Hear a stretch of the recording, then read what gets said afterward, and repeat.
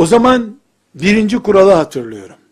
Diyorum ki birinci kuralda ya sus ya hayır konuş. İkincisi, seninle ilgili olmayan işle alakadar olma.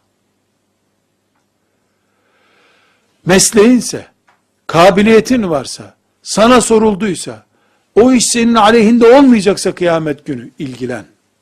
İbadette de böyle, ticarette de böyle, aile hayatında da böyle.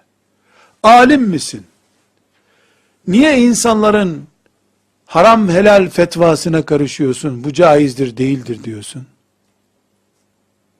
Aile danışmanı mısın? Niye yönlendiriyorsun insanları? Eğitimci misin?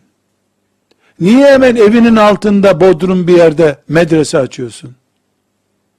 Bir kabiliyetin var mı? 3 sene 5 sene bir yerde deneme yaptın mı?